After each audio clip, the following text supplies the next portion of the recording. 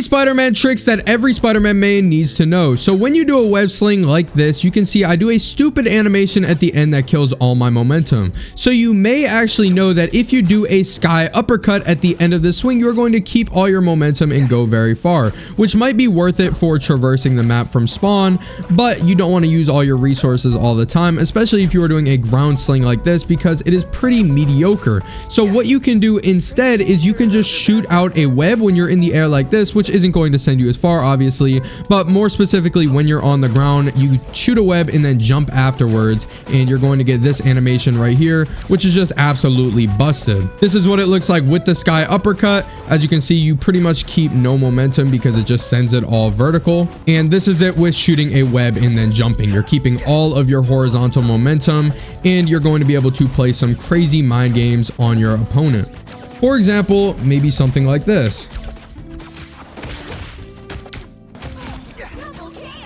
The next tip is something you can utilize in every single one of your games, and that is this right here.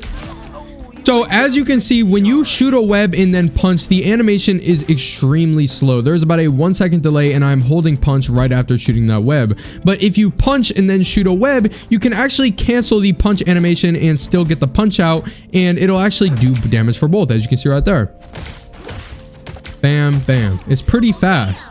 This is definitely something you need to be utilizing in your game all of the time. The next tip, sometimes if I send myself at my opponent and I do a sky uppercut, I'm going to end up either far away from my opponent or below them, and it is going to completely mess up my combo. For example, I'm below my opponent right now and it sent me far away, so if this guy is moving around, I'm pretty much just grits. But there is a way to fix this. All you have to do is go into your settings, go into your keyboard settings, scroll down and set your secondary jump to your scroll wheel. Now check this out. I'm going to do my sky uppercut and I'm going to shoot my web at the peak of my jump.